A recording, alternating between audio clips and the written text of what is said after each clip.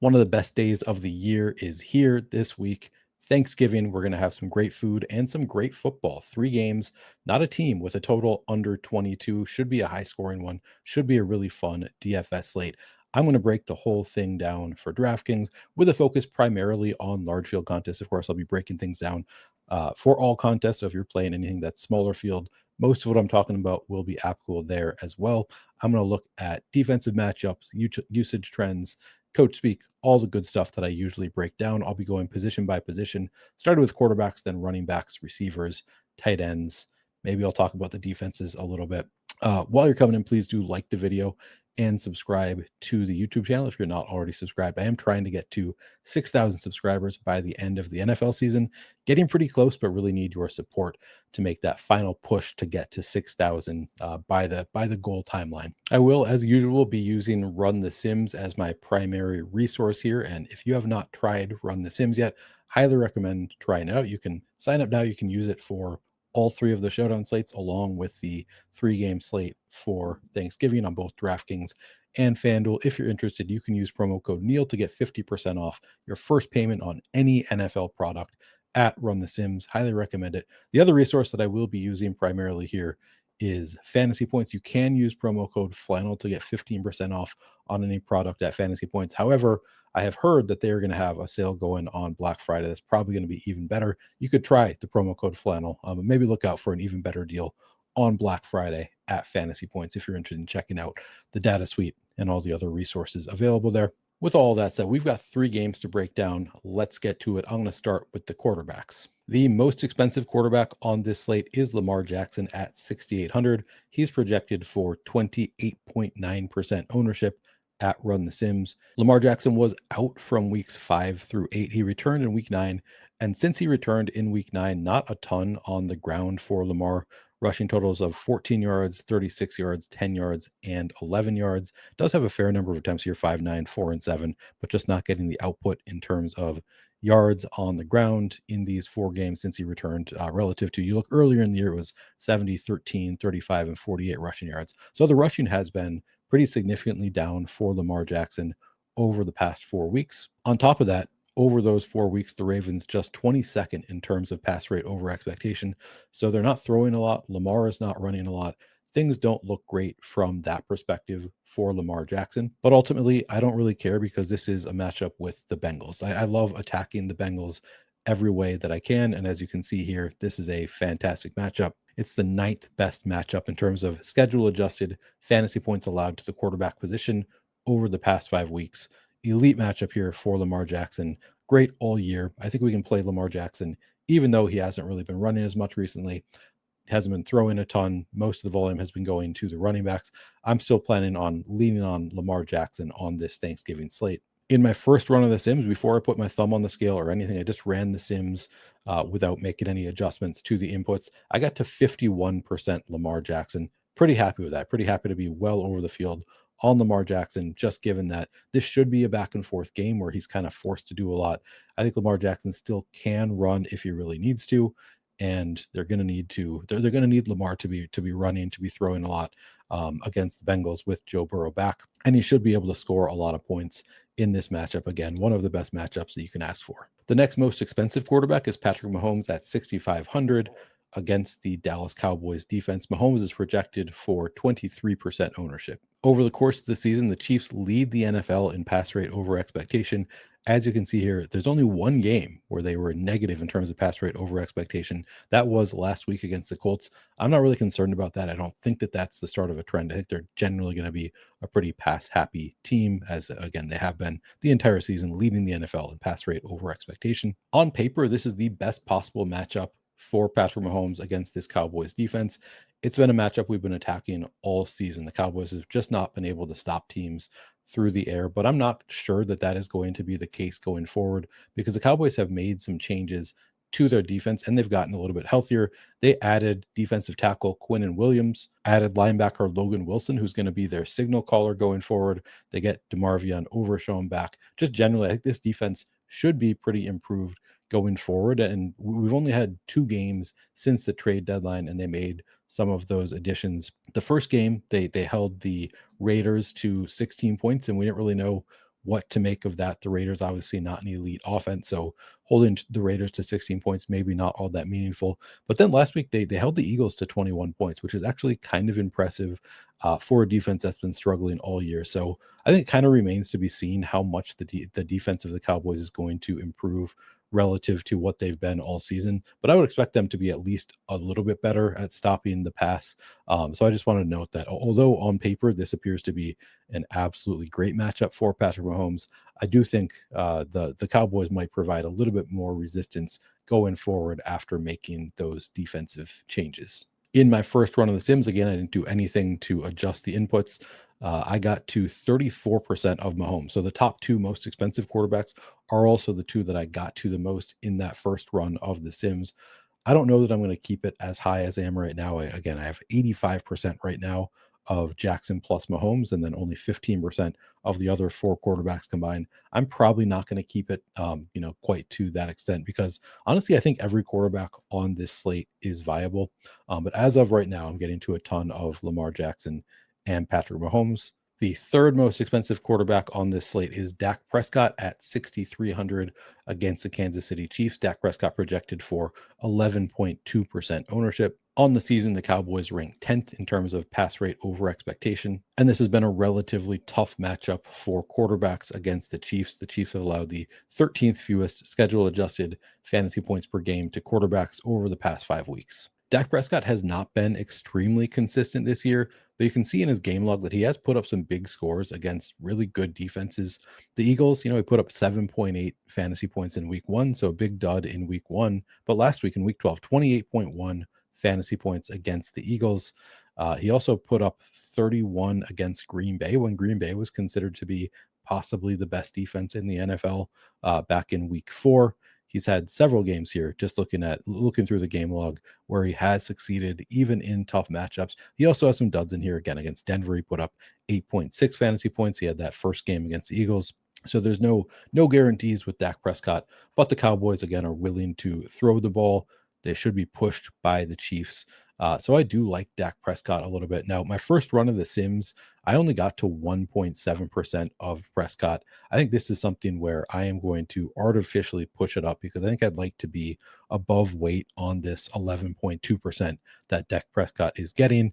Easy to stack him up with really strong pass catching options. So I think there is actually a lot to really like about Dak Prescott, despite the relatively tough matchup with the Chiefs. I think at this ownership number, I am in favor of playing some Dak Prescott. The fourth most expensive quarterback on this slate is Joe Burrow at 6,000, playing against the Baltimore Ravens, projected for 14.5% ownership. On the season, the Bengals rank 6th in terms of pass rate over expectation. It has been a relatively tough matchup in recent weeks with the Ravens, the 8th worst matchup for quarterbacks in terms of schedule adjusted fantasy points allowed per game over the past 5 weeks. In my first run of the Sims, I got to 10.3% Burrow, a little bit under the 14.5% exposure he's projected for. I think I'm okay being underweight on Joe Burrow. He, of course, is capable of putting up some big fantasy scores, but in his first game back, I think I would rather lean more on the Lamar Jackson side than the Joe Burrow side. No T. Higgins in this game either, so missing one of his top pass catching options. I'm not going to be well underweight, but I would anticipate that I'll be slightly underweight on Joe Burrow. The fifth most expensive quarterback on this slate is Jared Goff at 5,800, projected for 12.3% ownership against the Packers defense. The Lions rank 20th in terms of pass rate over expectation, and this is a terrible matchup for quarterbacks, the worst matchup in terms of schedule adjusted fantasy points allowed per game over the past 5 weeks. In my first run of the Sims, I only got to 2.7% of Jared Goff. And I do anticipate that I'm going to be under the field if he does come in at 12.3% ownership. Now, the Lions are, of course, capable of putting up points on any team. So, I don't want to full fade Goff, but I do think that I will be underweight on Goff. Maybe more than this 2.7% I'm getting to right now, but probably not by that much. If I get to 5 or 6% Goff, I think I'd be comfortable with that. And finally, the cheapest quarterback on the slate, Jordan Love, is 5,500, projected for 10.1% ownership against the Lions defense. The Packers rank 21st in terms of pass rate over expectation, and the Lions defense has allowed the 14th most schedule adjusted fantasy points per game to quarterbacks over the past 5 weeks. In my first run of the Sims, I got to 0.7% of Jordan Love.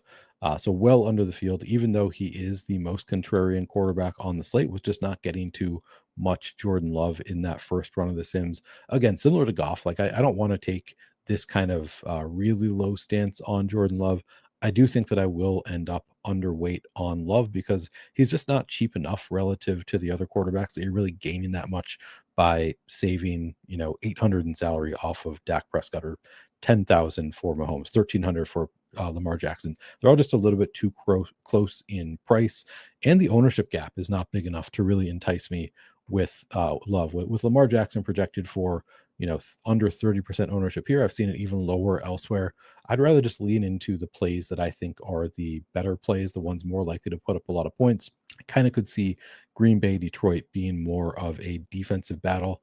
So I'm not really going to lean into that game as much. I'm going to lean into the Baltimore Cincinnati game, the Kansas City Dallas game a little bit more. So I anticipate that I will be underweight on both Jordan Love and Jared Goff. I think it's worth noting that both the Packers and the Lions, also teams that defenses that teams are not really trying to throw on, both in terms of the pass rate over expectation for other teams against the defense. The Lions rank 21st, so they're bottom 12 in terms of how much other teams are passing against them, and then the Packers are 28, so they're bottom 5 in how much teams are trying to pass against them, measured by pass rate over expectation. So all the other defenses are a little bit more friendly to passing games, or at least what opposing offenses are trying to do. As you can see, the Cowboys are 6th, so the teams are passing a lot on the Cowboys. Makes sense given how much of a pass funnel they have been. Again, maybe that changes over time, but has not so far these past 2 weeks. Teams have really been throwing on the Cowboys quite a bit. Notably, Quinnen Williams, a run stuffer, one of the additions on their defense. Chiefs, also a team that other teams are trying to throw on quite a bit. And then you have the Ravens are 16th and the Bengals are 13th, so both kind of neutral. So ultimately, I'd say my favorite quarterback on this slate is Lamar Jackson. I just don't think that he is as chalky as he probably should be. If I were playing a single entry, I would have Lamar Jackson as my quarterback in that lineup. Across a 150 set, Lamar Jackson will be the quarterback that I'm most exposed to. I think there's a lot of different ways you can stack him up. I think it's a nice matchup. So I'm really going to be heavy on Lamar Jackson in my portfolio. Beyond Jackson, if I were playing like 5 lineups, I would make sure to have at least one share of both Dak Prescott and Patrick Mahomes. Joe Burrow, kind of borderline. If I'm only playing 5, he maybe doesn't make it into my top 5, but I would have at least one Joe Burrow if I were playing 10 lineups. And then if I get to 20 lineups, if I am playing a 20 max contest and I have 20 lineups in it, I would probably get to all the quarterbacks. I don't think there's any like bad quarterback on this back plays on this slate that I think are full fades, but I would be light on Jared Goff and Jordan Love. I would maybe have 1 or 2 shares of each of them in a 20 max, which would be, kind of in line with ownership numbers here. So maybe I would only have one of each of them in a 20 max. But I'm less excited about Jordan Love and Jared Goff. I would say if I were to rank the quarterbacks, it would be Lamar Jackson number 1, Patrick Mahomes number 2, Dak Prescott 3, Joe Burrow 4, probably Jared Goff 5, and Jordan Love 6. So not far off from ownership, I should note. But that is kind of how I see these quarterbacks breaking down. And the biggest priority for me is Lamar Jackson. Even though he is the chalkiest projected quarterback on the slate, I think I'll be even heavier on my Lamar Jackson exposure than what the field is projected to do. At quarterback, I went from the top to the bottom, starting with the top salaries. At running back, I'm just going to go team by team, game by game here, because it's a little bit easier because some teams have multiple running backs that we're going to want to talk about. So I'm going to start here with the first game, Green Bay Packers. And of course, the first game is the murkiest because I'm recording this on Tuesday. And as of right now, Tuesday night, we don't know for sure if Josh Jacobs is going to play. I'm leaning pretty strongly toward Jacobs is likely to play. He was pushing to play last week. All indications were that he was going to skip that game and come back on Thanksgiving. He was limited in practice today, so I do think there's still a chance that he's not going to play on Thursday. I wouldn't want to set it and forget it on Wednesday before we get that news, but I think it's most likely that Josh Jacobs is going to play in this game. He is 6,800, and with the assumption that he is playing, which is kind of what all the sites are going with, projected for somewhere around 30% ownership around the industry. Run the Sims has him at 27.4%. Emmanuel Wilson here, 5,800, projected for 4% ownership. In terms of the matchup, a relatively tough matchup for Packers running backs. The Lions have allowed the 12th fewest schedule adjusted fantasy points per game to the running back position over the past 5 weeks. 12th fewest, so it's a slightly negative matchup, mostly just kind of a neutral matchup for Packers running backs. On the season, Josh Jacobs, in the first 10 weeks of the season, so we played 9 games. They had their bye in week 5. Prior to his injury in week 11. So I excluded that game where he was kind of, played some of the game before getting hurt. In those first 9 games when he was healthy, Josh Jacobs had 162 carries and 34 targets on 43.4% route participation. So nearly 4 targets per game for Josh Jacobs on top of, what is that, 18 carries or so for Jacobs per game. Really strong workload. Led the team pretty significantly in terms of his usage while he was healthy. If Jacobs does happen to sit, then we can see how the usage went in week 12. The only game that Jacobs has been out the entire game. Emmanuel Wilson had 28 carries in that game, plus 2 targets on 12.5% route participation. So just awesome usage for Emmanuel Wilson with no Josh Jacobs last week. Chris Brooks also did play a bit, got 8 carries in the game, along with 1 target on 25% route participation. I don't think we're playing Chris Brooks on the main slate regardless, but Emmanuel Wilson at 5,800, if Jacobs were out, would suddenly become very appealing. With Jacobs in, you could play the angle of maybe Jacobs will be limited, and Emmanuel Wilson will get some work, but he's still 5,800. So even in a split backfield, Emmanuel Wilson, probably somebody we don't need to play even in a 150 set if Josh Jacobs is active, because again, this is a fairly tough matchup. He's fairly expensive, and with Josh Jacobs in there, I wouldn't anticipate that Emmanuel Wilson is going to get a ton of work. So I don't think we need to really worry about Emmanuel Wilson unless Josh Jacobs is out, and we definitely don't need to worry about Chris Brooks on the main slate regardless. I'll dive deeper into my thoughts on how much I want of the running backs after breaking down the usage and the defensive matchups for each team. So I want to go first team by team, breaking down the usage, the defensive matchups, any kind of coach speak that seems relevant. And then after I do all that, I'll get into who are my favorite running backs to play on the slate. On the Lions, 2 viable running backs. We have Jahmyr Gibbs at 8,800, projected for 27.7% ownership, and David Montgomery at 4,800, projected for 23.3% ownership. On November 19th, prior to this most recent game, head coach Dan Campbell was asked how he feels about the usage of David Montgomery since he took over play calling duties, and whether he felt like he was going away from David Montgomery in some situations where the running back could have been used in the prior game. He said, "I'd always like to get David more carries, always." So Dan Campbell, when asked about, are you going away from David Montgomery in some situations, he said, "I'd always like to use David Montgomery." A lot of people kind of interpreted that as, hey, David Montgomery is going to get more work this week. I think it was kind of a loaded question. Like, what's the coach going to say? No, I don't want to use this veteran running back who I've been using forever. Like, I think he's lost his role. Like, coaches are just going to say that. So I'm not really reading into that quote from Dan Campbell, especially because we can just look at the usage, or like the progression over the course of the season. So weeks 1 through 7, Jahmyr Gibbs and David Montgomery, you can see just in terms of expected fantasy points, it was 107 for Gibbs, 73 for Montgomery. So Montgomery, something like 70% of the expected fantasy points of Jahmyr Gibbs. So somewhere in that range where he's, Gibbs clearly leading in terms of expected fantasy points, but Montgomery, 70% of the amount of expected fantasy points for Gibbs. You can see it breakdowns 104 carries for Jahmyr Gibbs in those first 7 games. So this is prior to the Lions bye week. 104 carries for Gibbs, 78 for Montgomery. Gibbs 28 targets on 51% route participation to David Montgomery's 12 on 23.5% route participation. Then you break it down in the games since the bye for the Lions. So the most recent 4 games, it is a much bigger gap. So David Montgomery just over 50% in terms of the expected fantasy points relative to Jahmyr Gibbs. Break it down. The carry is actually not a big gap. 51 for Gibbs relative to 37 for Montgomery, but it's in the rushing work. 27 targets for Jahmyr Gibbs on 49% route participation in those 4 games compared to 9 for David Montgomery on 29% route participation. And then finally, last week, we really saw that breakout for Jahmyr Gibbs where he tripled the expected fantasy points of David Montgomery in that game.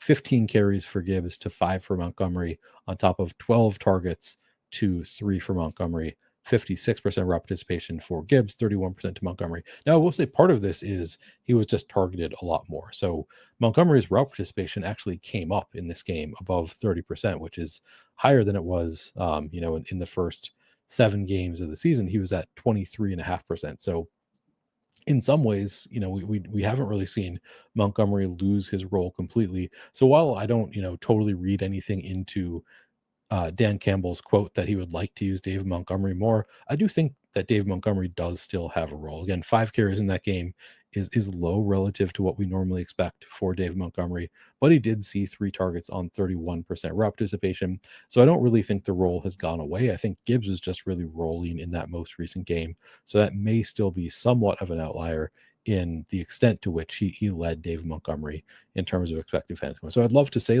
yeah, we can stop playing David Montgomery, but I still think he's involved enough that even on the main slate, David Montgomery will still be a viable option. And the field is thinking that as well. 23% projected ownership for Montgomery.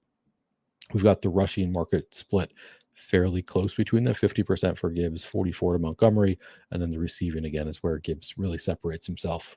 In terms of the matchup, the Packers have allowed the 16th fewest schedule adjusted fantasy points per game to running backs. So an extremely neutral matchup here for Lions running backs. The Chiefs are kind of a messy backfield because we're getting Isaiah Pacheco back. So now we have Pacheco, Hunt, and Brashard Smith here in this backfield. Pacheco is 5,000 projected for 15% ownership. Kareem Hunt, 5,300 projected for 3% ownership here. And Brashard Smith is 4,200 projected for 1% ownership. I should note, I think this ownership is different than I'm seeing elsewhere. Other places I have seen Kareem Hunt projected for more ownership than Isaiah Pacheco, which I think is maybe more my expectation. I also think the projection in most places is closer than it is here. Run the Sims has a higher projection on Isaiah Pacheco, giving him a bigger workload. It is pretty muddled. We don't know what to expect on the Chiefs. So you're kind of seeing ownership projections and raw actual point projections vary pretty significantly across the industry. Rashard Smith, the one that is fairly constant, about 1% ownership seems about right. That's kind of standard across the industry. Pacheco and Hunt, though, I don't think anybody really knows what to expect in terms of the ownership or just how everything is going to break down. So I'll get into just looking at if you just look at the weekly fantasy points scored page, you can kind of get a sense of what the season has looked like. Obviously, the past 4 weeks with Pacheco hurt and out, Kareem Hunt has really taken on a big workload, and he scored double-digit fantasy points each of those last 4 weeks. Prior to that, he had really lost his role. In week 6 and 7, you didn't see Kareem Hunt really scoring many fantasy points. You saw Pacheco kind of taking on a bigger workload in week 7. And Brashard Smith, actually, interestingly, had taken on a bigger workload and then kind of has fallen off over the past 4 weeks, although he's back up to 6.6 in the most recent game. But looking at the actual breakdown of the work, in week 6 and 7, we saw 14 carries for Brashard Smith, 27 for Isaiah Pacheco, just 10 for Kareem Hunt. So Isaiah Pacheco significantly more than Kareem Hunt in terms of the usage in the passing game. 9 targets for Brashard Smith in those games on 18% route participation. Isaiah Pacheco, 5 targets in those games on 42.3% route participation. So this is the most recent 2 games where Pacheco is healthy. He was targeted 5 times on 42% route participation. Kareem Hunt just once on 10% route participation. So you can see here, in this 2-game sample, 13.5 carries, 2.5 targets, 42% route participation for Isaiah Pacheco was really leading the backfield pretty significantly in that 2-game stretch in terms of usage compared to just 5 carries per game for Kareem Hunt, 1 total target in those 2 games.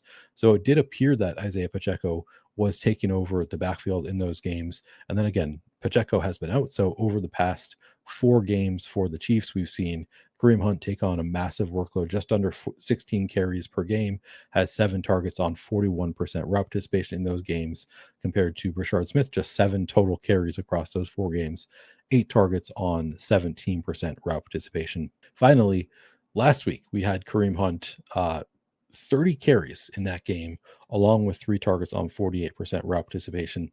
So hard to read exactly what the Chiefs are going to do here. Obviously, they really leaned on Kareem Hunt in that game against the Colts with 30 carries there.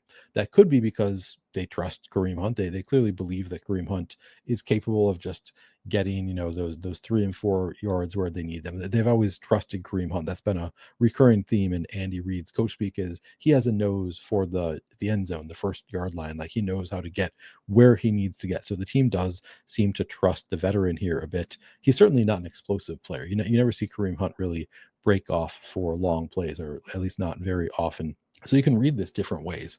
The 30 carries last week could be just, hey, we trust our veteran, let's give him the workload, and maybe they'll continue to do that. The other way to read that is you don't really give him 30 carries unless you think maybe you don't need to do that in 4 days. So that was on Sunday, 30 carries. There is a pretty good chance that with Isaiah Pacheco coming back, they'll lean on Pacheco more in this game. So I'm kind of throwing my hands up in the air. And again, that's what everybody across the industry is doing. You can read it however you want to, see whatever you want in that usage. I think it kind of makes sense what Run the Sims is assuming here, that Isaiah Pacheco will actually see the better workload here because he had been prior to getting hurt. And then the huge workload for Hunt last week. I would not be surprised to see Pacheco get kind of leaned on here.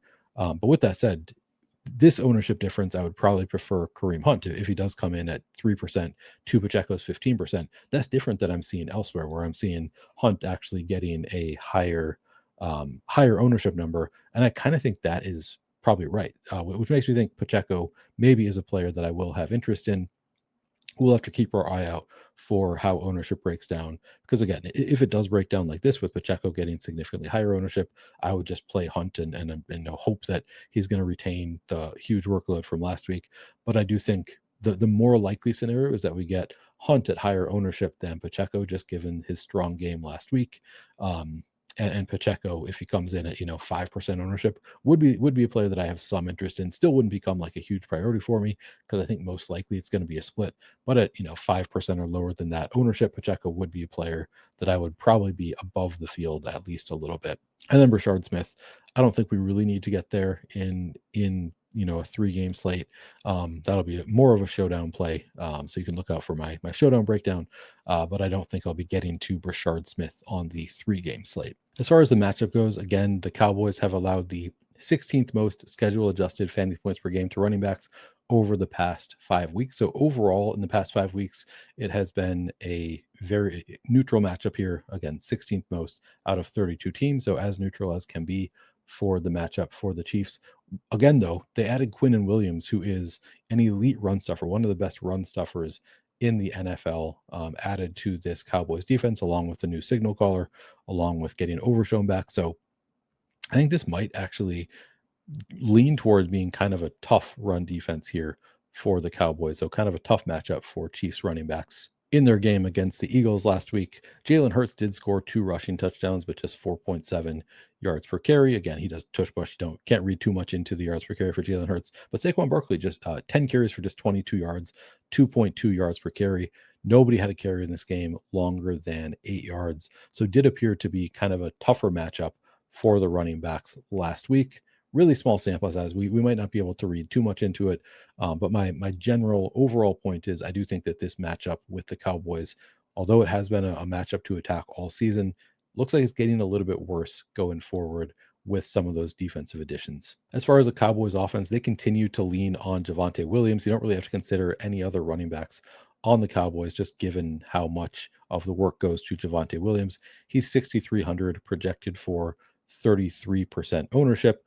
Looking at the 2 games since the Cowboys bye week, Javonte Williams has 42 carries, so 21 carries per game, along with a total of 4 targets on 47% route participation. I'll take 21 carries and 2 targets per game any day for my starting running back, particularly at 6,300. So Javonte Williams looks like a great play here in terms of the usage. The matchup on the other hand, not so great. This is the second worst matchup for running backs over the past 5 weeks against Kansas City. So tough matchup for Javonte Williams, but elite usage. And again, nice price tag there at just 6,300 for a guy who's getting elite workload here. The Bengals are expected to get Samaje Perine back on Thanksgiving, while Taj Brooks will be out with a concussion. Samaje Perine return looks like it's probably going to cut into Chase Brown. Chase Brown 6,500 projected for 26.6% ownership. Samaje Perine is the min price 4,000 projected for 10.3% ownership. If you just look at the progression of fantasy points scored for both running backs, you see Perine was not all that involved early in the year. And then weeks 5, 6, 7, and 8, he kind of started to take on more of a role. Didn't really spike until week 8, but then finally put up 17 points in that game after seemingly taking on more of a role. Finally, in week 9, Perine gets hurt. They have their bye in week 10, and then Perine out in week 11 and 12. We really saw Chase Brown really start to take off. He did score 25 and a half fantasy points in week 8, with Perine also putting up a big game there. So both of the Bengals running backs put up big games in week 8. But just looking at the usage in those 4 most recent games with Samaje Perine available, we had 40 carries for Chase Brown, so 10 carries per game, to 26 carries for Samaje Perine, along with 17 targets for Chase Brown on 44% rep participation to 6 for Perine on 36% rep participation. In terms of expected fantasy points per game, it was 12.7 per game for Chase Brown, 5.4 for Samaje Perine. So neither of them really getting a ton of expected fantasy points in that 4-game sample, their most recent 4 games together. Then in the last 4 games with Samaje Perine out, this is when we've really seen Chase Brown. Actually, this is 3 games.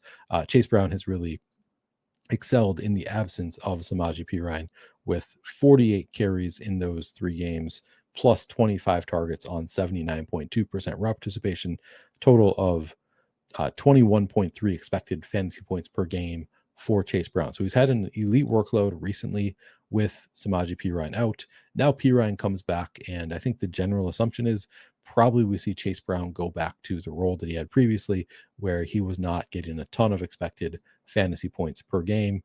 So he's a little bit overpriced for the role with Perine there, just given how much of the passing game work and rushing work, frankly, that Perine takes away from Chase Brown. So he'll look a little bit expensive at 6,500. And in terms of the matchup, this is the 3rd worst matchup for running backs over the past 5 weeks. Again, the Ravens have allowed the 3rd fewest schedule adjusted fantasy points per game to running backs over the past 5 weeks. Finally, we have the Ravens. Derrick Henry is 7,300 projected for 43% ownership. Keaton Mitchell, 4,500 projected for 1% ownership, and Justice Hill, 4,000 projected for 5% ownership. Looking through the game logs, just looking at the fantasy points scored chart here, you can see Derrick Henry in weeks 11 and 12 had his 2nd and 3rd most fantasy points of the season after putting up 30 in week 1. Doesn't reach 20 again until week 11, and then gets to 22.8 in week 12. Justice Hill, as you'll see here, missed week 11, came back, didn't score a fantasy point in week 12. Keaton Mitchell had his 1 spike week of 7.4 fantasy points in week 11 with Justice Hill out, back down to 2.9 fantasy points in week 12. Justice Hill, I think we can consider at 4,500. Again, he does have this 1 game with 29 fantasy points. We saw him reach double-digit fantasy points several times last year. There are certain game scripts where Hill can get there. But then Derrick Henry scored, again, over 20 fantasy points each of the past 2 weeks. But what you really love about Derrick Henry is the matchup with the Bengals. This is the best matchup for running backs in the NFL. Hits just about every week, last week being the exception for the Patriots, who I believe lost at least 2, maybe 3 offensive linemen throughout the course of that game. I think that was kind of a fluke. Almost every week of this season, we've seen teams just run all over this Bengals defense. So it should be a great spot for Derrick Henry. Again, looking at his most recent game log, so the most recent 4 games for Derrick Henry, he has 78 carries, just under 19 and a half carries per game over that span. Also does have 2 targets per game over the past 4 games on 32% rep participation. Ultimately, 17.4 expected fantasy points per game over the past 4 for Derrick Henry. We always, the nickname is D-Hember. You think Derrick Henry gets stronger as the season goes along, and we maybe are seeing that now with weeks 11 and 12 looking great for Henry, and now he gets the Bengals. Maybe we can expect kind of a progression of what we've seen from Derrick Henry. In my first run of The Sims, the two running backs that I got to the most are my two favorite running backs on the slate. Derrick Henry, I got to 37%, so just under the field on Derrick Henry in my first run. Javonte Williams, I got to 50% at 33% projected ownership. Those are my two favorite running backs on the slate, just given their price tags, their elite usage, and the matchups. Derrick Henry, again, has the best matchup for a running back. Javonte Williams against the Chiefs doesn't have an elite matchup, but he has a neutral matchup with the Chiefs, and he just has an elite workload. He's only 6,300, and this is a slate where we could just not have a ton of great running back games. Like I think this could be a relatively low scoring running back slate. I mean, Gibbs probably going to put up some fantasy points, but he's 8,800, tough to get there. So just given the price discount on Henry and Javonte Williams, those two stand out as my favorite running backs in a single entry. I think I would have those, at least those two running backs. Maybe another running back makes it in there. But Henry and Javonte Williams to me stand out as the best running back plays on the slate. Now, I said I would have Lamar Jackson in my single entry, and I'm saying that I would have Derrick Henry as well. People might ask, isn't that negatively correlated? Are you sure you really want Derrick Henry and Lamar Jackson in a lineup together? And the answer for me is yes. So this is looking through just fantasy points scored, just a chart week by week of fantasy points scored last year. You can see there were several games where both Lamar Jackson and Derrick Henry had big games. Week 3, we got 26 from Lamar Jackson, 30 from Derrick Henry. Take that any day. Week 4, 24.6 from Lamar Jackson, 35.9 from Derrick Henry. Both of those, you certainly want the Henry score. I think there's a good chance on a 3-game slate, the Lamar Jackson score is what you want. Also, week 5, you get 34.4 out of Lamar Jackson. You'd certainly want that. And then 16.6 out of Derrick Henry might be enough at 7,300. Week 6, 19.9 for Lamar, 25.2 for Henry. Week 7, 35.4 for Lamar, 25.2 for Henry.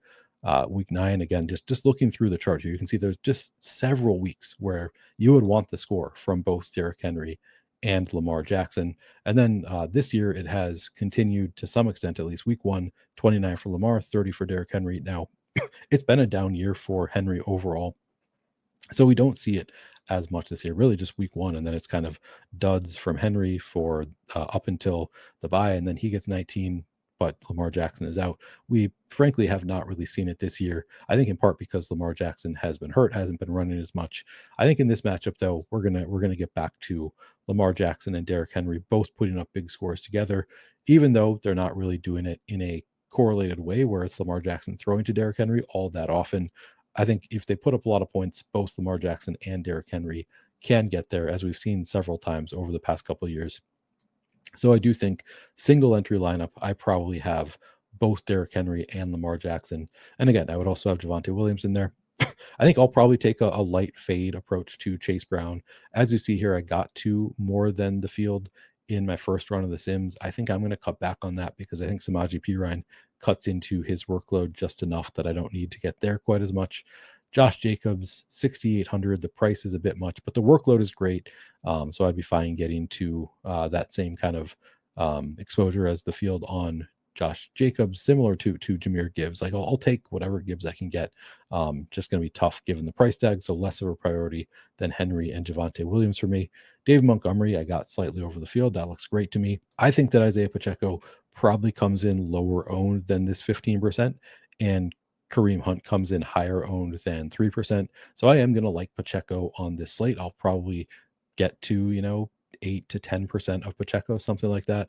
Not that I'm going to completely cut out Hunt either, but I'm going to prioritize Pacheco a bit more than Hunt. Again, though, it's tough to read what's going to happen in Kansas City in Pacheco's first game back. They could just continue to lean on Kareem Hunt, and it would not be totally shocking. Perine, just given the $4,000 salary, you don't need that much from Perine. Perine and Justice Hill, I think, are pretty similar plays. I'll probably just have 5 to 10% of each. Neither of them would make my first 5 lineups. Probably would have a share of each in 20, something like that. And I'm not going to get to Emmanuel Wilson at all with Josh Jacobs back. I think it's just too expensive for a player without the full-time role. He kind of needs that full-time role to pay off that $5,800 price tag. So I recorded the quarterbacks and running backs portions of this video primarily on Tuesday night. It is now Wednesday, so I'm going to record the rest of the video on Wednesday, but wanted to make a couple of notes and corrections on things that I said yesterday. I have a little bit more information today. with regard to the running backs, one correction. I think I said at one point that it was a neutral matchup for Javonte Williams. It's actually a pretty bad matchup against the Chiefs over the past 5 weeks in terms of schedule adjusted fantasy points allowed. So just wanted to correct that because I heard it while I was editing. Also, we just got the news within the past hour that Justice Hill is going to be out for the Ravens. I had written or had said at one point during my last video, and I actually had already cut this out, that I was not planning on playing any Keaton Mitchell on the main slate. As I thought about it more since the recording yesterday, I was already getting more bullish on Keaton Mitchell just from the standpoint of, that I love playing backup running backs. If you've followed my content at all on short slates, backup running backs to me go overlooked more than they should given their range of outcomes. Typically, Keaton Mitchell, not typically the type of backup running back that I love, where, I like a backup running back who's already getting, 35% of the workload and then has contingent upside. Keaton Mitchell doesn't quite get that because he's, a real risk of putting up 1 or 2 fantasy points, just doesn't get the opportunities typically. But with Justice Hill out, I think that we can play Keaton Mitchell a bit more here, particularly because I was already going to like him a little bit because of the matchup with the Bengals, and was going to say, he doesn't really fit the mold because there's a real chance that he's not going to be involved as the number 3 running back on the Ravens. But I think with Justice Hill out, that changes a little bit. We just see, he takes on a little bit more of a standalone role with Justice Hill out. We should see Keaton Mitchell a bit more involved, hopefully get some of the passing game work. We didn't really see that the last game that Justice Hill missed. Keaton Mitchell only picked up a little bit of work, but didn't take on the entire Justice Hill passing game role. But in this matchup with the Bengals, you've seen it several times that teams just run all over the Bengals. They don't even try to throw it as much as they will against other teams, and backup running backs can get there in big ways. So I just wanted to amend that with Justice Hill out. I was already going to kind of like Keaton Mitchell, but I'm going to like him significantly if he comes in at single digit ownership. I'm probably going to get to double digit ownership now, or exposure now, to Keaton Mitchell. I think that he is a fairly strong play, still a really low floor. So I want to give that that risk that it is still pretty likely that he's not going to be super involved. They're going to lean on Derrick Henry as much as they can, or give him all the work that he can handle, I would think. But I now think that there are several outs to Keaton Mitchell getting there, even in, if he touches the ball 8 times in the game in a standalone role. I think he can get there just on efficiency against this Bengals defense. I do think that Keaton Mitchell is a good running back in a great matchup here, so he can get there with just a standalone role. And then now he has multiple paths, I think, to contingent upside. If there were an injury to Derrick Henry, Keaton Mitchell would suddenly be in a smash spot against the Bengals. And then, of course, blowout. I think Keaton Mitchell probably gets blowout run also. So I really like Keaton Mitchell if he's going to be single digit owned. Again, I still think the most likely scenario is not that he puts up a ton of fantasy points. So if he ends up getting steamed to, 22% ownership, then suddenly I would want to be under the field. But in the scenario where he remains a single digit ownership, which we're going to have to wait and see on Thursday, but if he stays at single digit ownership, I would have a lot of interest in Keaton Mitchell. Finally, we did get the news that that Josh Jacobs is playing tomorrow, so we can play Josh Jacobs. I'm not going to be playing Emmanuel Wilson.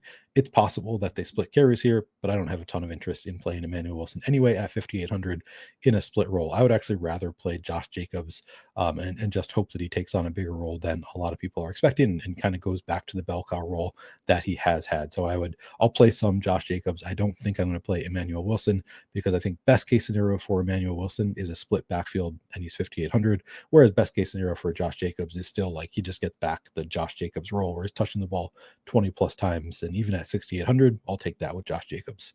And then my one final note is I'm rerunning the sim since it's a new day, just in case there are any changes to the inputs that the run the sims team put in there. I'm rerunning the sims right now, so we'll be, if the numbers look a little bit different as I'm talking about things, that's why, because it's new day. I just decided to rerun the sims. We might have new ownership projections, stuff like that. So that's worth noting as we move forward. Now we have maybe a little bit more new data on Wednesday relative to Tuesday. As far as wide receivers go, starting with the Packers, I think we have 3 viable receivers on the Packers, those being Romeo Doubs, Christian Watson, and Dontavian Wicks. Romeo Doubs, 4,600 projected for 32.5% ownership. Christian Watson, 4,700 projected for 22% ownership. Dontavian Wicks, 3,400 projected for just 2% ownership. You could, argue if Matthew Golden is active, you could argue for playing Matthew Golden also. He's currently questionable. We do have Jaden Reed is ruled out. So there was at some point we thought Jaden Reed might play, but he has been ruled out. Golden's still questionable on the injury report. If he ends up playing, he might be a fine option at 3,900, but not somebody that we're really excited to play in the 3-game slate. Looking through the route participation reports, this is at Fantasy Points in the data suite, looking at the weekly route share report, just how things have progressed recently. So we have 5 games since Christian Watson entered the season. He's up from 59.5 to 68.4, 81 back to 79, and then 87.5% route participation in week 12, his highest route share of the season. Romeo Doubs over those same games has kind of seen a decrease over his earlier season route participation, 86 and 84 in weeks 8 and 9, but then down to 55 in week 10, 72 in week 11, 67% route participation in week 12. So Watson has been leading him in each of the past 3 games. And then Wicks, 67% in week 10, up to 55% down to 55% in week 11, with Matthew Golden active for that game, where Matthew Golden ran 38% of routes. And then with Golden out in week 12, Wicks back to 79%. So ultimately, Christian Watson looks like the best option to me. Again, he's running the most routes on the team. He's projected for less ownership than Romeo Doubs. And if we look at their usage over the past 3 weeks, Christian Watson actually leads the teams with 16 targets over the past 3 weeks on 82.1% route participation. Romeo Doubs second on the team with 14 targets at 63%. Wicks 12 targets at 66% route participation. And then a drop down to Luke Musgrave and others on the team. But those are the 3 kind of primary receivers. I would rank them Christian Watson number 1, just getting lesser ownership than Romeo Doubs, more involved in the passing offense and obviously capable of big passing plays. Dontavian Wicks, to me, if Matthew Golden is out, is probably more appealing than Romeo Doubs for large field GPPs. Again, 12 targets to 14 for Doubs over the past 3 weeks. The route participation actually higher for Wicks than Doubs overall the past 3 weeks. But then really it comes down to the ownership. Is Wicks just getting 2%? And Doubs at 32%. Now, if Matthew Golden does come back, that's going to cut into Wicks, I think, more than anybody else. We saw that in week 11 when Golden was active. It was Wicks who was down to 55% route participation. So that would make a difference. In that case, then Doubs would be my second favorite of the receivers if Golden is active. And then it would probably be Wicks ahead of Golden. Golden would still be the 4th out of that group. But if we get Golden out, then I think I would actually prefer Dontavian Wicks to Romeo Doubs, or at least I should say, relative to what the field is playing. I'm probably going to be significantly overweight on the 2% projected ownership for Wicks. I'm not necessarily going to be overweight on Doubs in that scenario. As far as the matchup, this is the 10th best matchup for wide receivers in terms of schedule adjusted fantasy points allowed per game over the past 5 weeks. On the Lions, we have Amon-Ra St. Brown, Jamison Williams, and then maybe Khalif Raymond, maybe Isaac Tesla. Both are currently questionable on the injury report, so that is going to be something to monitor for the wide receiver 3 situation on the Lions. But we can certainly play some Amon-Ra St. Brown and Jamison Williams. Looking at the weekly route share report, since their bye in week 8, we've seen Jamison Williams 81, 86, 92, and 82% route participation. Amon-Ra St. Brown 86 down to 69, back up to 92 and 84% route participation. Over those 4 games, we've seen Amon-Ra St. Brown targeted 44 times, so 11 targets per game over the past 4 for Amon-Ra St. Brown on 83% route participation. Jamison Williams, half that, 5.5 targets per game over those 4 on 85.1% route participation. And then the other 2, you've got Khalif Raymond has 7 targets on 42% route participation. Isaac Tesla, 3 targets on 30% route participation. It is worth noting that looks a little bit different just over the past couple games, and I'll bring that up here because we've seen Isaac Tesla actually running a bit more routes over the past couple games.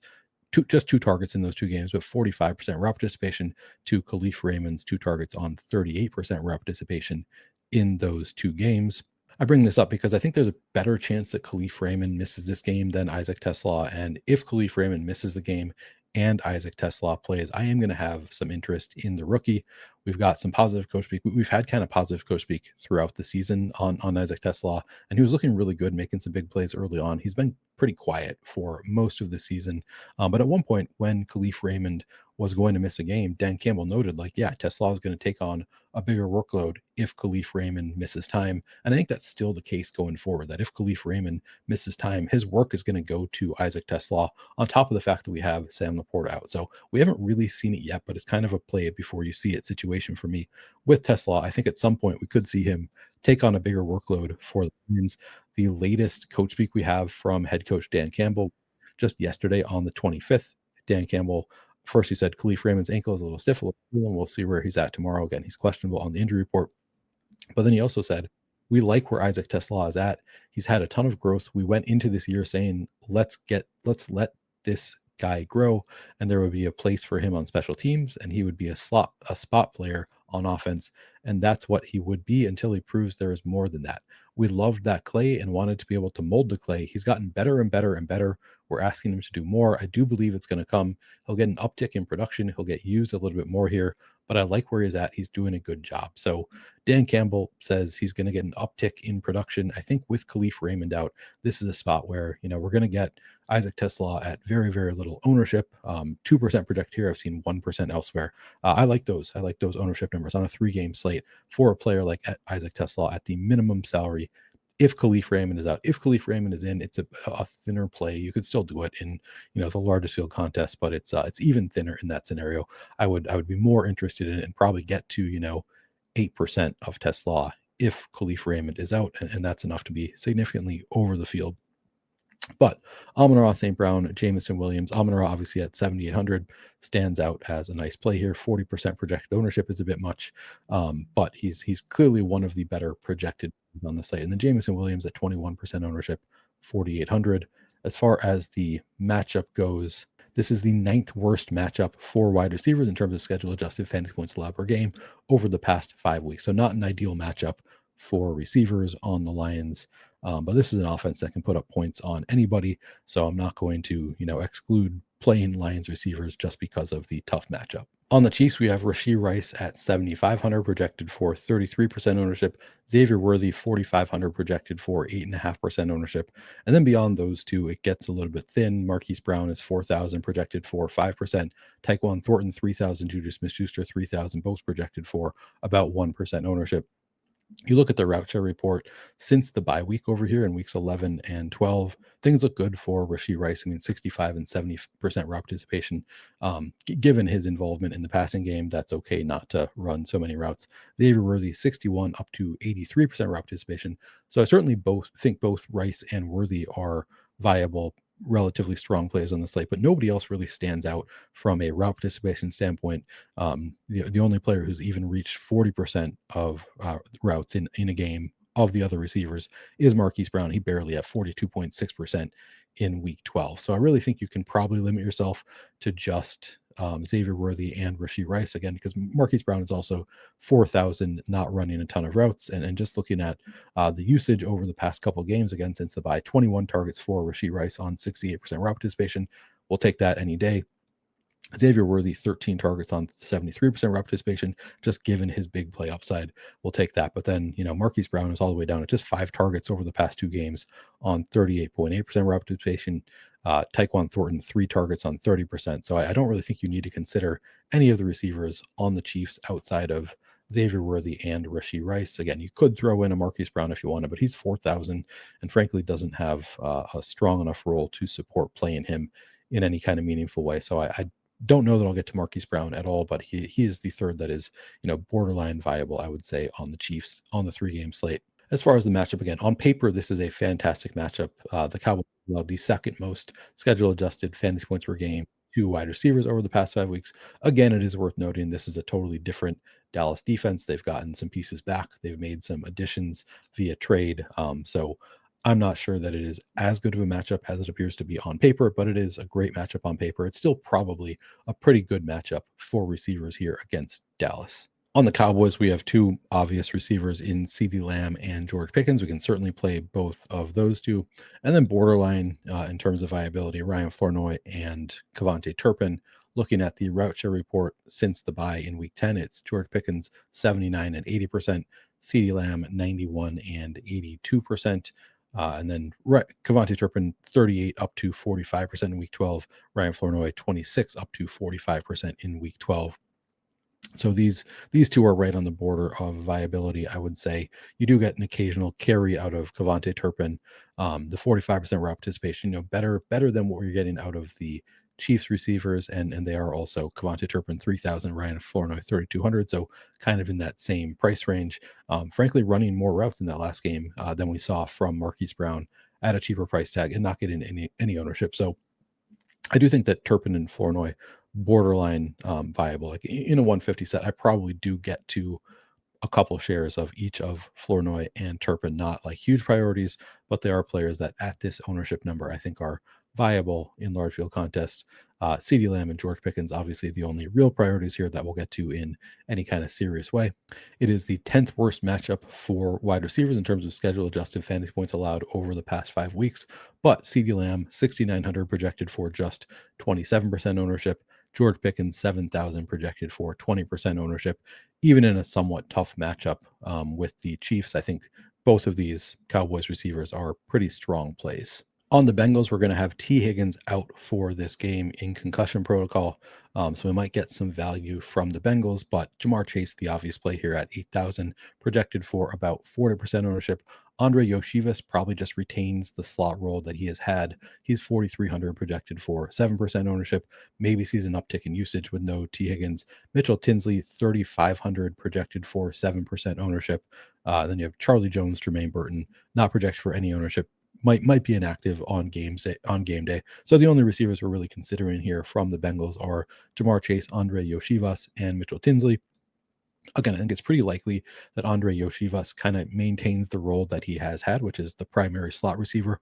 Last week with Jamar Chase out, we did see an uptick in route participation for Andre Yoshivas up to 85%, but he had also run 90% in week 9.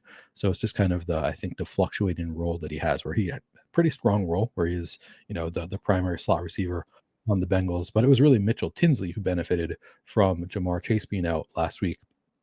And I'm expecting the same. I think Mitchell Tinsley probably does run significant routes here with T. Higgins out now. Of course, we had Mike Gesicki back last week as well, and we still saw a ton of routes from Mitchell Tinsley. Makes sense for him to continue to run a lot of routes. If you look at the types of routes receivers have been on the Bengals for the season, T. Higgins 88% of his routes out wide, and Mitchell Tinsley 83% of his. So primarily running outside. Lining up outside would make sense for Mitchell Tinsley to come in and kind of take over the T. Higgins role. Obviously, when I say that, I don't mean he's going to be targeted like T. Higgins, but I think he's, if he's going to be projected for sub 10% ownership at 3,500 out on the field a lot, you can certainly make a pretty strong case for getting above the field on Mitchell Tinsley at 3,500. In terms of schedule adjusted fantasy points allowed per game to wide receivers over the past 5 weeks, this is the 6th best matchup overall for the Bengals. So it looks like a really strong matchup, pretty neutral matchup for slot receivers like Andre Yoshivas, stronger matchup for receivers lined up out wide against the Ravens. Finally, we get the Ravens where we have Zay Flowers, 6,100 projected for 19% ownership. DeAndre Hopkins, 3,300 projected for 2% ownership. Tylan Wallace, 3,000, 1%. Rashad Bateman, 3,800, 9.5% projected ownership. This is the only matchup of the week that Fantasy Points is projecting a shadow matchup, projecting for DJ Turner to be shadowing Zay Flowers. And this has been a really tough matchup. So Cincinnati, a great spot to attack typically for opposing offenses. The one thing they've been good at is stopping opposing number one receivers. So this is not great for Zay Flowers. That Fantasy Points is projecting this to be a shadow situation for Zay Flowers.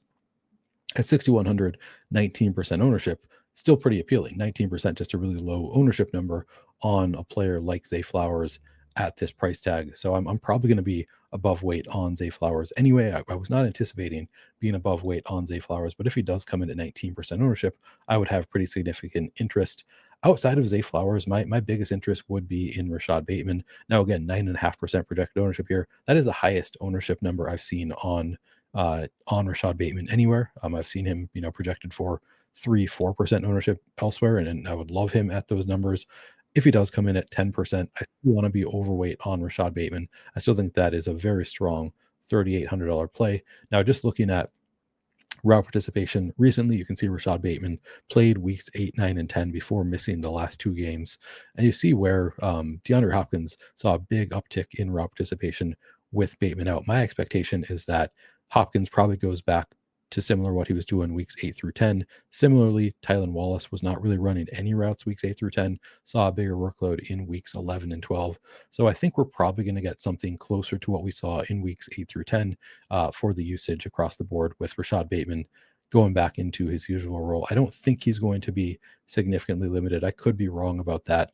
But in those weeks, 8 through 10, we saw Zay Flowers get 20 targets on 88% route participation, Rashad Bateman 10 targets on 81% route participation. I think ultimately with Lamar Jackson back, he's had a better connection with Rashad Bateman at this price tag in this matchup with Zay Flowers getting the shadow coverage. I'm going to have significant interest in Rashad Bateman at reduced ownership and price tag relative to Zay Flowers. And I don't think you need to go to any of the other receivers outside of Zay Flowers and Rashad Bateman. You could throw at DeAndre Hopkins, just hope for the big play upside, but I don't think he's likely to put up a score that you really want on this 3-game slate. So in this latest run of the Sims, again, I didn't put my thumb on the scale at all for this run. I got to 59% Jamar Chase, 58% Rashee Rice, 72% Zay Flowers, 35% Amon-Ra St. Brown, 32% CeeDee Lamb, 14% Jameson Williams, 24% Xavier Worthy, 45% DeAndre Hopkins. That's all the receivers that I got to in double digits. Now, just looking through it, I think I'd be okay getting a lot of Jamar Chase, Rashee Rice. I think those both look great. I don't really want 72% Zay Flowers. Now, I get why I got there when he's being projected for 19, 20% ownership at Run the Sims. If you look elsewhere, Roto-Grinders has Zay Flowers at 29% projected ownership. That would make a big difference in terms of how much I get of Zay Flowers. They have him at Run the Sims almost 38% of the time. So he does stand out as actually relatively strong play despite the matchup here, the individual shadow coverage Zay Flowers might see. I don't think I'm actually going to take a massive overweight stance.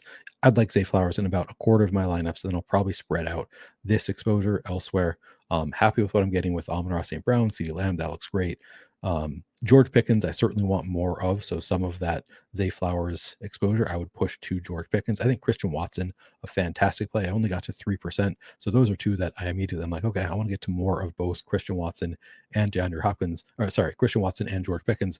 I don't really think I need much DeAndre Hopkins at all with Rashad Bateman back. Like he's not going to be a priority for me. I think there might have been something in the numbers here where they still have the numbers. Actually, let me look at the inputs. I'm wondering if there's something going on here where we're getting to. Yeah, so they still have Rashad Bateman out. So even though they're giving him a ownership projection, looks like I must have run this before Run the Sims updated. So they still have this as though DeAndre Hopkins is going to be the priority, and Rashad Bateman is out. With Rashad Bateman now off the injury report, I mean, I might be happy to just push most of that DeAndre Hopkins exposure directly to Rashad Bateman. Like I think Rashad Bateman is a fantastic play here. So again, I got to 45% DeAndre Hopkins. I'm going to move, at least like 15, 20% of that, I think, to Rashad Bateman. Again, I think he's a fantastic play. I don't really need to get to much of DeAndre Hopkins at all. In a 150 set, I might have a couple DeAndre Hopkins lineups, but he's not going to be a priority for me. I'd rather spread that ownership around to Andre Yoshivas. Kavontae Turpin, I think, is a better play. Dontavian Wicks, I'd rather get more exposure. So you can see here they have both Wicks and Golden in. If Golden is out, I'm really going to like Wicks, so I'll push more exposure there. Mitchell Tinsley, a player I think we can target here at 3,500.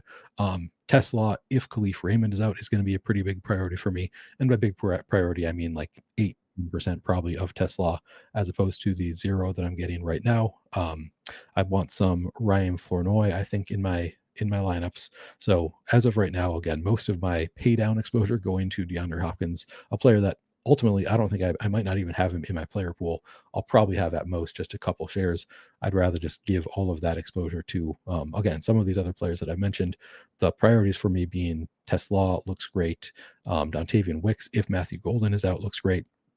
I should say Tesla if Raymond is out. So a lot is going to come down to who is available. But then I like both of Turpin and Flournoy. I like Wicks if Golden is out. Shivas looks pretty good. Tinsley's going to look good. So I'm going to have different priorities than what I'm getting to right now. But generally, wide receiver I think is thinner than it often is on 3 game slates. So I think I don't love a ton of running backs. I think running back is relatively thin. Wide receiver is maybe not thin, but it's less obvious who the best wide receiver plays are, because I think normally I'd want to play the wide receiver one against the Bengals, or I'd want to play wide receivers against the Bengals, but because of the shadow matchup doesn't look as good for Zay Flowers. So I don't think this is a slate where I'm going to end up with like 80% of any wide receiver. And you can see here that it is pretty flat, but I think I'm going to cut down on my Zay Flowers. I might be even flatter in my exposure than I am right now. But the biggest priorities I think still are, Jamar Chase with no T. Higgins makes sense to be the biggest priority. I think Rashee Rice, even with the upgrades to Dallas, is going to be a pretty big priority here. Beyond those two, I think it's kind of probably the Dallas receivers, CeeDee Lamb, George Pickens, and then it's sort of playing the ownership game with the rest of the receivers. We don't have a lot. I guess Amon-Ra St. Brown, another stud there. But we don't have a ton that we can be very confident in on this slate. So I think I'm largely going to be playing the ownership game pretty significantly. I'm going to work pretty quickly through tight ends. So I'm just going to read off in order the best matchups in terms of schedule adjusted fantasy points allowed to the tight end position. And this is by far the best matchup for tight ends is the Ravens. So we have Mark Andrews and Isaiah Likely facing the Bengals. The Bengals have allowed 11.3 over the expected fantasy points per game, schedule adjusted fantasy points per game. So this is the best possible matchup for tight ends for Mark Andrews and Isaiah Likely. It's a fairly strong matchup for Jake Ferguson. The Chiefs have allowed the 6th most schedule adjusted fantasy points to tight ends. And then outside of Baltimore and Dallas, none of the tight ends really have great matchups. The Lions have allowed the 16th most schedule adjusted fantasy points per game to the tight end position, so it's a neutral matchup for Luke Musgrave. The Cowboys have allowed the 14th fewest, so it is a slightly negative, basically neutral matchup for Travis Kelce. The Ravens have allowed the 6th fewest, so for Mike Gesicki, this is a pretty negative matchup. And then the Packers have allowed the 2nd fewest schedule adjusted fantasy points per game to tight end, so a tough matchup here for Brock Wright. With all of that said, Isaiah Likely is just 2,600 projected for 20% ownership. In my first run of the Sims, I got to 45% Isaiah Likely. Mark Andrews, 3,600 projected for 47% ownership. My first run, I got to 32% of Mark Andrews. So a ton of Ravens tight ends in general, a total of 77% exposure going to Ravens tight ends here, with more of it going to Isaiah Likely at a lower price tag and lower ownership. Looking at the route participation in recent weeks for those two, Mark Andrews, 61, 65, 66% route participation. Isaiah Likely, 46, 61, and 45% route participation. Over the past 3 weeks, we have 13 targets for Mark Andrews on 63% route participation, 10 for Isaiah Likely on 51% route participation. And again, this is just a tight end funnel matchup. Great spot for both Mark Andrews and Isaiah Likely. They will be priorities. In 2 games since the Cowboys bye, Jake Ferguson has been targeted 11 times on 74% route participation. Jake Ferguson is 5,100. In my first run of the Sims, even at 10% ownership, I only got to 4% Jake Ferguson. I think I'd like to push that number up. Again, this is a great matchup for tight ends, or at least fairly positive matchup for tight ends. Jake Ferguson, too expensive for with both CeeDee Lamb and George Pickens available. Still at 5,100, like he's still a fine price tag. It's a fine matchup, and he's not getting a ton of ownership. So I do think that I'd rather be at least close to the field. I might get over the field on Jake Ferguson also. I think he's a totally fine play in a nice matchup here. Travis Kelce, in 2 games since the Chiefs Week 10 bye, has 19 targets on 74% route participation. So he has been fairly involved. Going to have some interest in Travis Kelce. He is also getting 38% ownership, though. I got to 24%. That seems about right. Like 38% seems like too high of ownership for Travis Kelce in a difficult matchup here. So getting to 24%, being under the field, but still having a fair amount seems perfect to me for Travis Kelce. On the Packers, we have a few sort of viable tight ends. We have Josh Wiley is 2,500 projected for 3% ownership. John Fitzpatrick, 2,500 projected for 2%. Luke Musgrave, 2,700 projected for 7%. As you can see here, I didn't actually get to any of them in my first run of the Sims. And if you look at the route participation recently, since Tucker Kraft went down for the Packers, we saw Week 10, it looked like Luke Musgrave was going to be the guy at tight end for the Packers, led pretty significantly in terms of route participation. But then weeks 11 and 12, kind of a flipping there. We saw for Musgrave down to 34 and 33% route participation, John Fitzpatrick up to 41 and 50 in week 12, and then Josh Wiley 28 and 21. If I were to get to any of these Packers tight ends, it would be John Fitzpatrick. Obviously, gets up to 50% last week. Seems to be trending in the right direction, as Luke Musgrave, and trending in the wrong direction. Josh Wiley kind of holding steady in that 20% range. So Fitzpatrick, if I'm going to play a Packers tight end, I think I'd like to get to more. If he's going to be 2% owned, I think I'd like to be above the field there, not significantly, but probably get to 6-7% of John Fitzpatrick. Don't think I need to really get to much of Luke Musgrave or Josh Wiley, just given tough matchup, not running a ton of routes. On the other side of that game, we have Brock Wright is 2,800, projected for 7% ownership. Ross Dwelly 2,500, 9% projected ownership. I didn't get to any Ross Dwelly. I did get to 2% of Brock Wright. Looking at the route participation for the Lions, since losing Sam Laporta, we have seen Brock Wright 59 and 62% route participation, so actually is running a fair amount of routes. Ross Dwelly just basically 0%. So I don't really need to get to any Ross Dwelly, but Brock Wright at around 60% route participation the past 2 weeks. Sort of an interesting play here. Looking at his usage in those games, Brock Wright 8 targets on 61% route participation. Again, it's a tough matchup, but 4 targets per game at his price tag, 61% route participation. I do think Brock Wright should be in the player pool. Finally, on the Bengals, we have Mike Gesicki, 3,100 projected for 21% ownership. Noah Fant, 3,000 projected for 4%. Tanner Hudson, 2,500 projected for 4%. We just got Mike Gesicki back after a long absence last week, and immediately Mike Gesicki stepped into the top tight end role, was targeted 6 times on 64% route participation. We probably see Mike Gesicki continue to be a target hog with T. Higgins out. It's what we saw last year when T. Higgins missed time. Mike Gesicki suddenly became a top tight end in the league. So I think Mike Gesicki, certainly in play here. Noah Fant, I'm not as interested. Tanner Hudson, Drew Sample, we probably don't need to play a ton of them, but I probably will actually force up more Gesicki. I see why I'm only getting to 5%. It's because he's projected for 21% ownership, but just given the role that he's had historically with top receivers out, I think Mike Gesicki actually a fairly strong play at 3,100. He is one that I'm going to get into more of my lineups that I'm getting right now. Defenses, you can see I got to 24% of the Cowboys, 20% of the Packers, 22% Bengals, 19% Lions, 5% Ravens, 10% Chiefs. I don't have any great defensive takes. I think I kind of want to target the defenses in the Packers-Lions game. I think those are going to be the best defenses. That's already kind of what I'm getting. 24% Cowboys seems like a lot against Mahomes. Maybe I try to split some of that to the Chiefs and the Ravens. I actually think the Ravens are a fairly strong play, just given that they're a much better defense lately than they were earlier in the season. And this is Joe Burrow's first game back. So I wouldn't mind getting to more of the Ravens than I'm getting here, but I'm not going to give any great defensive takes here. For the most part, just going to take what the Sims give me.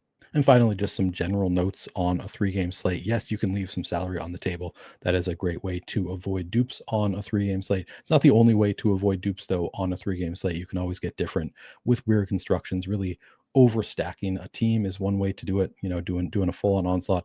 I like the Ravens if I'm going to be onslaughting a team. Just playing 5-6 players from the Ravens, probably a good way to get unique. You can play your defense against your quarterback. Probably not going to play a defense against the onslaught, but maybe I will. Actually, I take that back. I think you can play your defense against an onslaught on a 3-game slate. Outside of that, I think you really need to be paying attention to late swap opportunities. This is a rare slate where everything is sequential. So like on most NFL slates, if you're playing an afternoon only slate, all the games start within 20 minutes of each other on a typical afternoon only slate. So this is different where you get 3 games, but they're all in sequential order. You can really look at your late swaps and think about, okay, does this team have a chance for first place? Because all my players are doing great. And my team has a real shot at first place. In that case, you might want to think about swapping onto more of the chalk. If you have 3 spots remaining and you're going really contrarian, you probably don't need to do that. If you're playing from ahead, you have a lot of players in great spots and you think you have a real shot at first place, you probably want to be blocking more of the teams behind you. But there are some situations where you're way behind, your early plays didn't hit at all. You went for some more unique stuff and you are 30 points away from the cash line, and all you have left is a couple fairly chalky pieces. Like you have got no chance to catch up if you're playing all the chalk. Or say you have 4 chalk pieces. I think I gave an example in the Roto-Grinders expert survey of what's an example of something you might do as far as late swap goes. So I'll give an example of maybe I have a lineup that's kind of failing. It's pretty far from the cash line, and my current lineup has Lamar Jackson and Derrick Henry and Mark Andrews and Jamar Chase going into the final game. And I'm playing from, far enough behind that I'm probably not going to catch up. And it might be like impossible for me to catch up at that point because everybody has all of those players. So even if they put up, 200 points among those 4, which obviously is not going to happen, but just as an example, even if they did, I might not be able to cash because so many of the people in front of me have them. So in that case, maybe I swap from Lamar and Derrick Henry and Jamar Chase and Mark Andrews to Joe Burrow and Keaton Mitchell and Mike Gesicki, and I'm trying to remember who was my last example here. I forget what my exact example was, but swap off of the super chalky plays to the more contrarian plays in order to catch up. So that's just an example of something I might want to do. Yeah, I'm really blanking on who the last player was in my example. But you just have to think about on these chronological slates, like what has happened up to that point. It's different than when all the games are starting at once, or even on a regular main slate for NFL, where it's like half the games start or most of the games start early, and then you have 3 or 4 late. You don't really have all of the information that you're going to have. Whereas here, you can make informed late swaps. So you're really going to want to pay attention to late swap on a slate like this. With that said, a reminder, if you haven't already done so, please do like this video and subscribe to the YouTube channel if you have not already done so. I am trying to get to 6,000 subscribers by the end of the NFL season, and I could really use your support. Thanks, guys. Good luck today. Let's win some money in this NFL 3-game slate. I will be back on Friday for a breakdown of the Black Friday showdown slate. Good luck.